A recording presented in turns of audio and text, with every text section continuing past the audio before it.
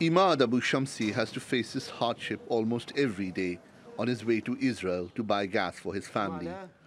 But first he has to pass through the military checkpoints.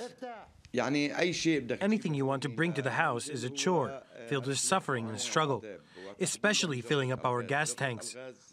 We can't even use a special trolley to transport the heavy canister.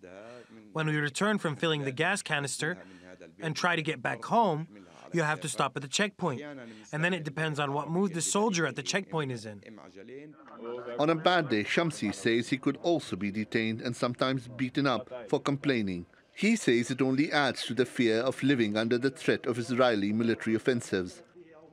Israel says the tough security at checkpoints is needed to prevent attacks on civilians inside its own territory. In response, it's made it harder for all Palestinians to pass through checkpoints. But for Abu Shamsi, it's been tougher since 2016. That year, he filmed the moment when Israeli soldier Elor Azaria walked up to Abdul Fateh al-Sharif and shot him in the head. The Palestinian was accused of stabbing an Israeli soldier. Azaria was convicted of manslaughter and served 9 months in prison.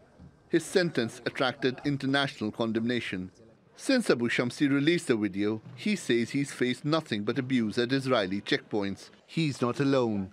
The checks have been tightened as the Israeli election approaches.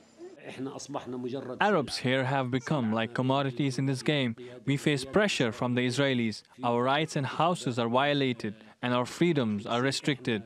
Residents like Al-Sarabati and Abu Shamsi in the occupied West Bank don't expect that to change, no matter who wins the election.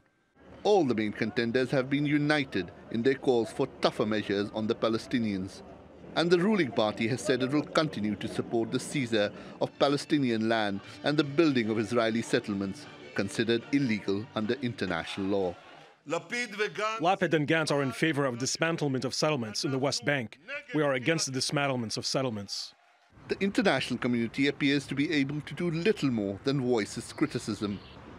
Palestinians say it weakens those following the path of passive resistance like Abu Shamsi and strengthens the hardliners. Shoaib Hassan, TRT World.